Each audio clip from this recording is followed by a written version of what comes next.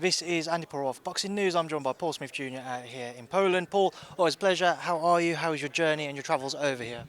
I'm good, thanks. I think my travels were a little bit better than yours, weren't they? We were having a little conversation earlier. It's a nice place, happy to be here. Here managing one of my fighters, Ziyad Almaayouf. And it's a good show, it's a nice place, I like it. I don't know why I was a bit surprised, but it's lovely, it's a really nice place, isn't it? Old town and good, yeah. 100%, it is a beautiful city, and yeah, your travels over were certainly less eventful than what mine were, but we'll leave that for another day. But here we are. You mentioned Zizo, he returns. He started to kind of have these fights now where I wouldn't say they're 50-50, but he's made them more difficult than what they need to be. What are you hoping that he's learned from those difficult outings and he can show on Saturday night? He didn't have an amateur career, so that's the tough part with him. He hasn't had them amateur fights to learn and then turn professional, and it shows sometimes when he's fighting, because he's still learning and he knows that, and that's not discrediting him by any means, but he has to have learning fights on the road in the pro game. And I screenshotted mine, Stephen, Liam and Callum's, my brother's box recs, and I sent them to him and said, there's our first 10 fights, all of us. And there was only, I think, 1 or 2 with winning records at the time. And you have to fight them type of people to learn the trade. It's not just that, like, he's had 100 amateur fights and he's dead experienced there, so now the pro game's not too much different.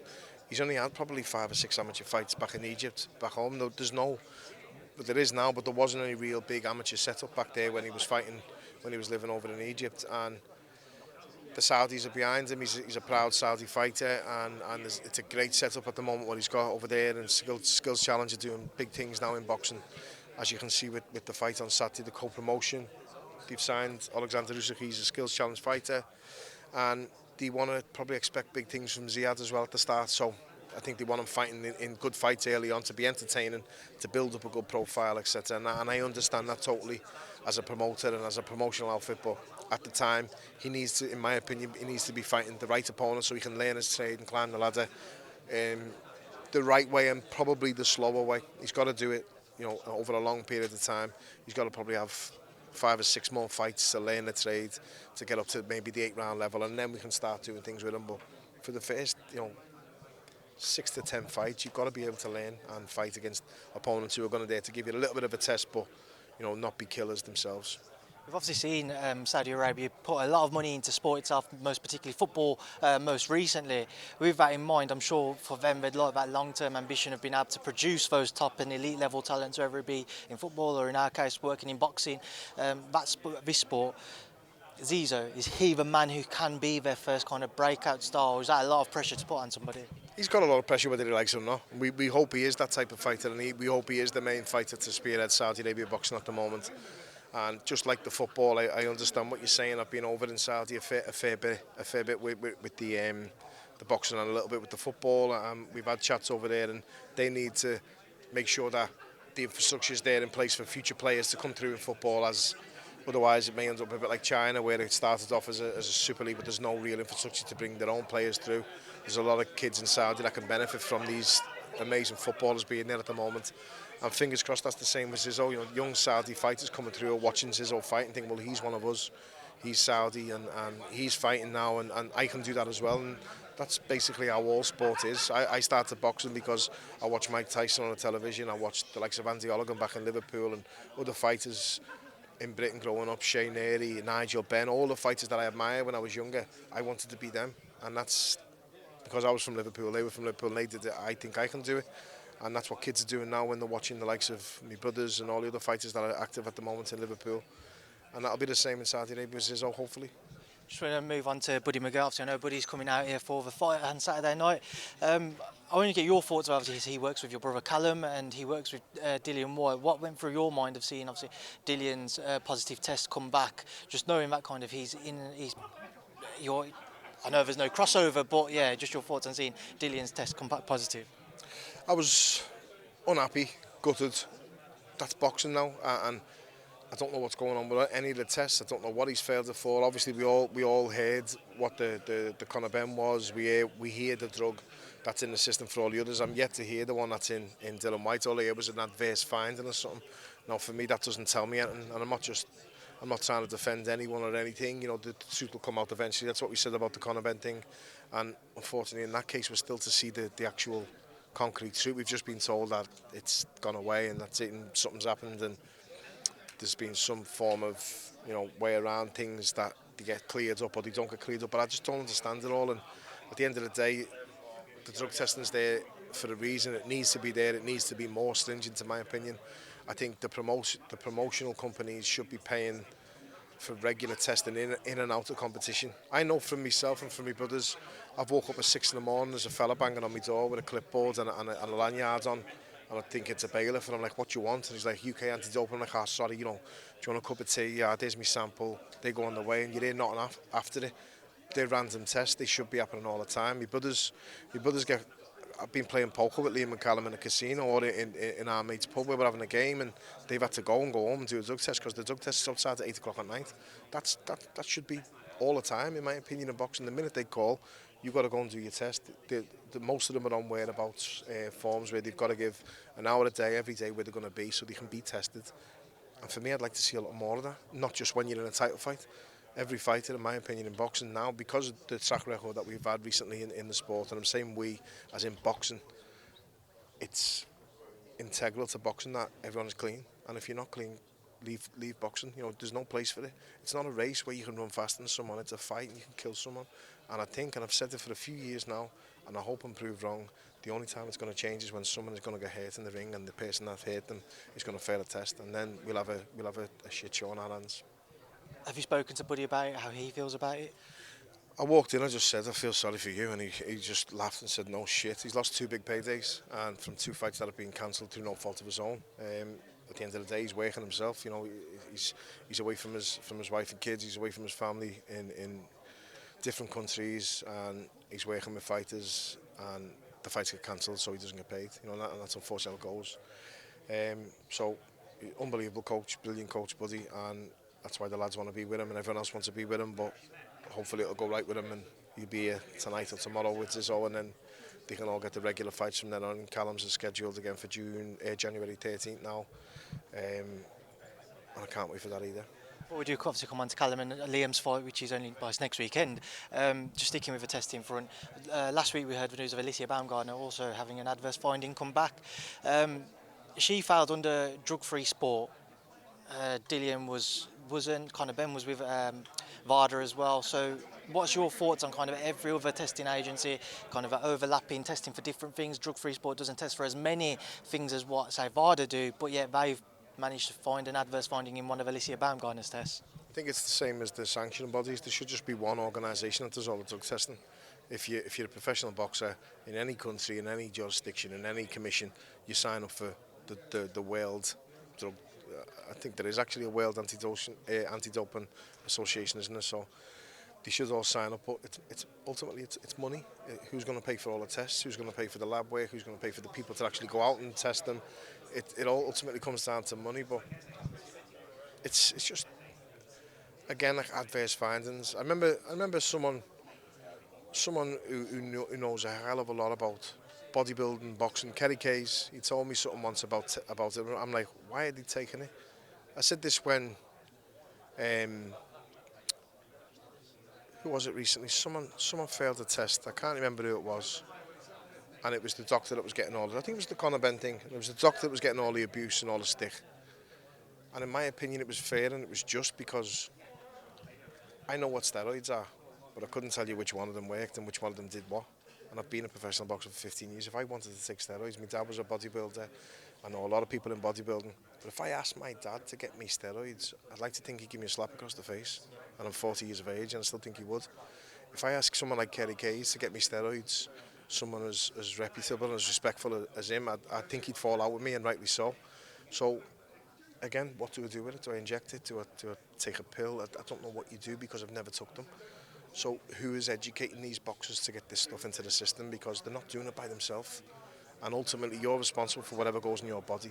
I remember doing me back in. I went to Melwood, into Liverpool's training ground, and the doctor kindly helped me out, and the physio used to help me out in there. And before they told me to take it, they were looking on the anti-doping. Yep, you're allowed to take that. It's an anti-inflammatory. You're allowed to take that. It's a painkiller. You're allowed to take that. So they're okay. No worries. I go home and I know confidently I can take them because they're on that list. They're not on the prohibited list. They're on the acceptable list. So you have to be careful what you put in your mouth. I remember people getting done for taking like a pre-workout supplement over the counter, but there's something in it that shows up the same as ephedrine or speed, so you're failing a test with it. And ultimately, as harsh as it is, it's your own fault.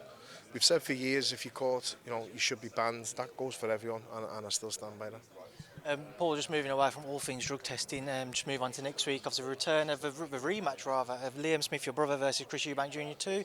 Just your thoughts as to kind of Liam's camp, his preparations, how he's looking, and does he expect anything different this time around? Honestly, I don't know, and I'm not even giving you like no secrets or nothing away there. I don't know. I don't speak to him and say like, "Are you expecting anything different?" I don't think he relatively is. All I can give is my opinion on it. I can't give Liam's opinion because that's his opinion. He's the one that's fighting. He's dealing with a camp. He's dealing with training, weight making, everything. So the last thing he wants is probably people around him who he's comfortable with going on with the fight constantly. But in my opinion, I think it's all on Eubank. Eubank's got to change a hell of a lot. He's got to bring something different because obviously the last time it didn't work. And listening to him and what he's saying now, unless he's a great liar or a great con artist, he's genuinely either deluded that he thinks he was dominating the fight when it got stopped, or he had one decent round in the third where he exerted himself a little bit. And I remember saying in the corner to Liam, that's good, make him work. As long as he's working, you've got him. Because I don't think he's got 12 rounds in him, Eubank, and I strongly stand by that. So for me, he's got to either come out and try and fight Liam head on and go for it early, knowing that he's probably only got 6 or 8 rounds at a pace in him. Or he's got to try and hide and box and bullshit his way through a few rounds to then put it on in little bursts, which I don't think he's good enough to do against Liam. And I keep saying this time and time again, that fight, it amazes me that Eubank was the favourite. I don't know what planet anyone was on, having him down as a favourite when the former world champion, the better proven bona fide champion in Liam, was better in every department apart from just the size, and the size was never going to be an issue with Liam. He holds his own with Callum in sparring. I've watched it time and time again. I know him inside out because he's my brother, but I think it'll be a repeat of last time. I think Eubank mentally isn't right compared to what he was before Liam. I was in the dressing room watching him get his hands done, and I saw the beaten man in there, and I come in the dressing room and I said to Liam, his arse is gone, he's nervous. I saw the heads at the weigh-in, the final heads at the head. I saw the colour drain off of Eubank. I saw the fear set in. I saw his face and his demeanour change completely. And for me, that's not confidence, and he needs to be confident to fight Eubank. So I think it's another repeat and another stoppage and maybe another brutal knockout.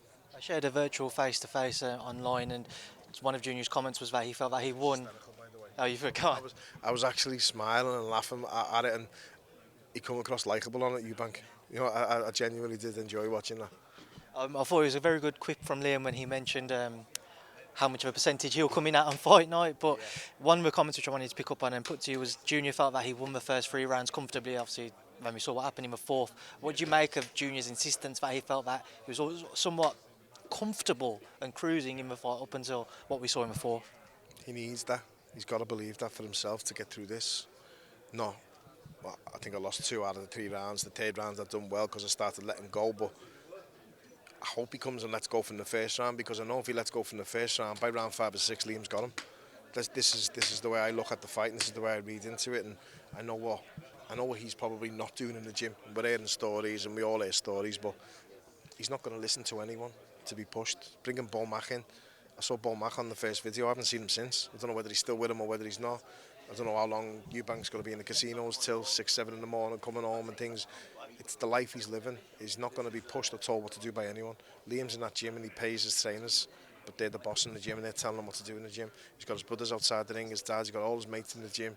If he's ever slacking, he'll be told he's slacking, and he'll acknowledge it. He knows the setup in the dance, and that's how boxing is. You're paying that coach, but that coach is the boss, and that's how you have to be in the gym. And no one's ever been the boss with Eubank. Probably not even his dad. I don't know if he listens to anyone. And as I've said time and time again, to push yourself in a fight, you have to be able to push yourself in the gym. And if you can't do the 12 rounds in the gym, you're not going to do it in a fight. Paul, moving away from Liam, obviously onto your other brother Callum, this could have been a very brilliant couple of weeks for you guys. If Callum had beaten Artur Beterbiev for the original day, you could have come out here to Poland with Ziza, and then moving on to Liam Jr. It could have been a fantastic few weeks for you. Unfortunately, obviously, Callum's fight fell through to an injury to Beterbiev, rescheduled for January. Just kind of your thoughts on how Callum's managed that situation, maybe taking a bit of time off before getting back into the gym, or would I be wrong in suggesting that? No, he's probably going to have to take some time off now, but I'm a bit pissed off. He should have fought. He should have got a fight in, I think. He's definitely not going to fight them. I don't think he will. And he's had sort of 2 staggered long camps where nothing's come of it, and there's been, they haven't been to no avail as such. He's been in the gym, he's been learning, he's been with Buddy, and that's good. But he'd probably have to rest up a little bit and then come back and just hit the camp hard for Beterbiev. And also, when the fight happens, it's Beterbiev that's been out for a year as well as Callum now. Callum's a little bit longer than a year, but obviously he's had them camps with Buddy, sparring, he's doing everything right. He's learning, and I've said time and time again, I'm very, very confident for that fight. And I think the things that Beterbiev doesn't do well, Callum will certainly capitalise on. The things that Beterbiev does well, Callum's got a good answer for, got a good defence, got a really good chin. Work rate's never been an issue with Callum. The 12 rounds has never been an issue with Callum. The shots that Callum throws really well, Beterbiev is susceptible to.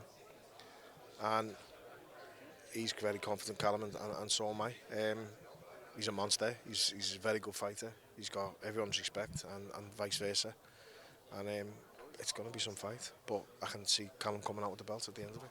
Everybody's obviously talking about the power of both men heading into this, but specifically with Artur Beterbiev, he's recognised as one of, if not the hardest hitting man within the sport.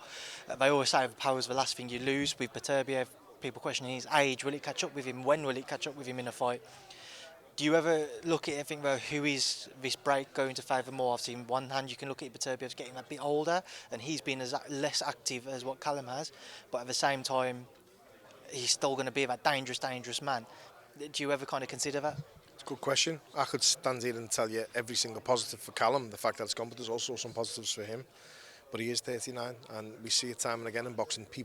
Fighters will just age overnight, and it's not the last fight that there was signs. It's this fight that you get in, he's just not there. I felt it myself. It just happens. Age catches up with you. He's 39. He hasn't exactly had easy fights, even though there doesn't mean all that many. They're only 18 or 19.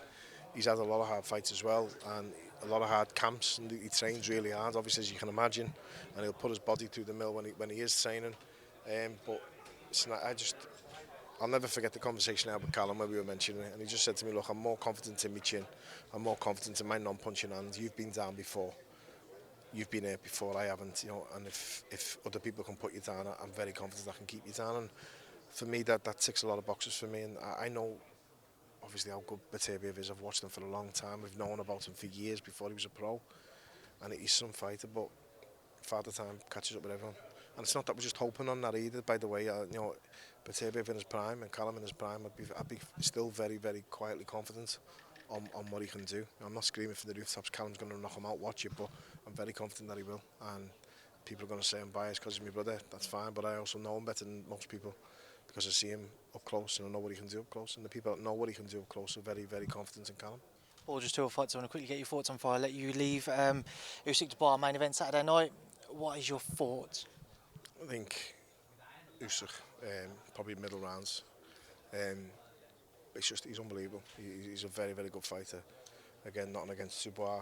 I'm sure he's a nice lad, and he's a big lump, and he can fight, he can punch. But I think the one real time we've seen him with a bit of adversity or someone who was standing up for him, we saw it not go his way.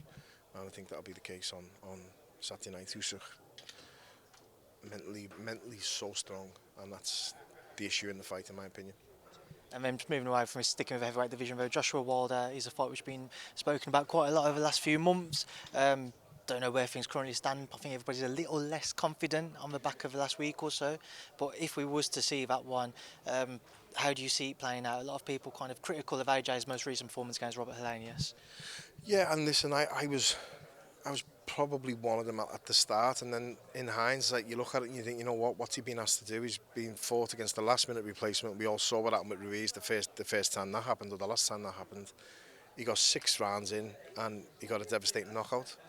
Job done, and he did everything that was asked of him. I suppose we all want to see the old blistering AJ, who's going not gung-ho, but really being aggressive and positive on the front foot and bullying and beating men. And we didn't see that in the last fight. Does that affect a fight with Wilder? Absolutely not. Why not go and fight Wilder? I said this before on a previous interview. I'd love to see Wilder against Joshua. I'd love to see Wilder against Usyk. I'd love to see Joshua against Fury. I'd like to see all them fights. I grew up with an old video called Champions Forever, There's 5 fighters on it. Ali, Holmes, Fraser, Norton, Foreman. They all fought each other. And they're all sitting there all in tuxedos on stools talking about the fights they have with each other. I'd love to see all these fighters fight each other, and there's no reason why they can't do it. If no one's scared to sort of put it on the line and they're getting paid the right money for it, then we can see these type of fights, and I'd still like to see it. If Joshua loses to Wilder, I'd still like to see him fight Fury. If Wilder loses to Joshua, I'd still like to probably see him fight Usyk. You know, it's fights that I would like to see. Right, Paul, it's a pleasure to catch up with you as always. I'm leaving now to obviously run it off, so thanks for speaking to you. Nice one, mate. All the best.